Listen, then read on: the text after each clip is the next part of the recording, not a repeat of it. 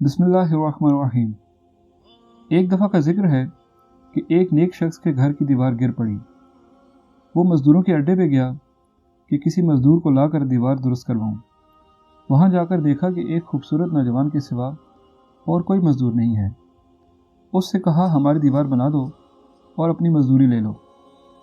कहा, बहुत अच्छा, मगर जो मज़दूरी मुकर्रर हो जाए उसमें फ़र्क नहीं होना चाहिए और हमारी ताकत से ज़्यादा काम न लो, और नमाज के लिए पहले इसे इजाज़त दे दो। मालिक ने कहा, सब मंजूर है।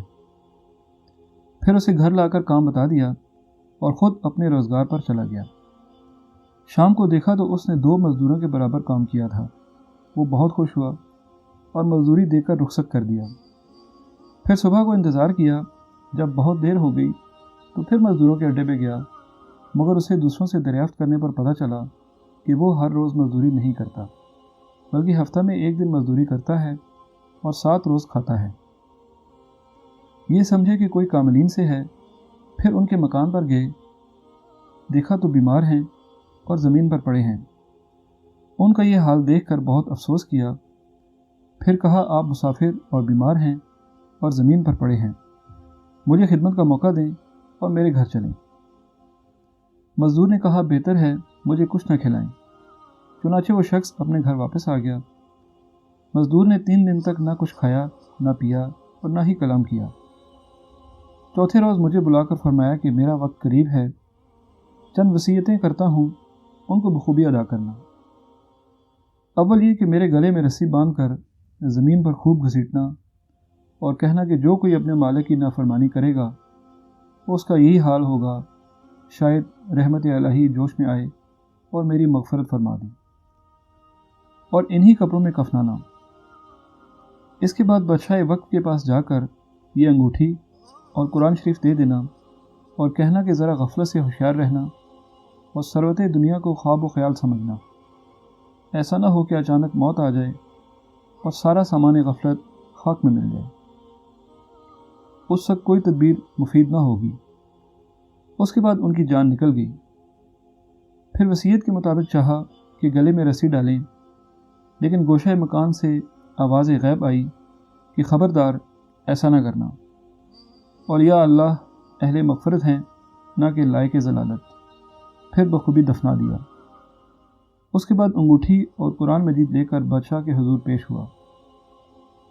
बादशाह ने पूछा कि कौन हो, क्या काम है? अर्ज़ किया, इसी शहर का रहने वाला हूँ, एक शख्स का प्याम और ये कुरान मजीद और ये अंगूठी लाया हूँ। बादशाह ने वो दोनों चीज़ें लेकर कहा कि ये शख्स कहाँ है, किस हाल में है?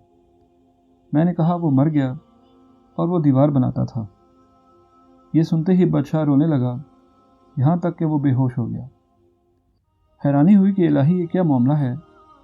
बहुत देर के बाद जब होश आया, कहा कुछ वसीयत भी उसने की, तो मैंने कहा कि उस नौजवान ने ये कलमात आपकी जनाब में कहे हैं कि ज़रा ख्वाब गफलत से बेदार रहना, ऐसा ना हो कि अचानक मौत आ जाए और सामान हशमत और बादशाहत बलाए ताक रह जाए। फिर तो बादशाह का यह हाल था कि कपड़े फाड़ता और सर में खाक डालता था और कहता था, ए मेरे नस, ए मेरे शफीक।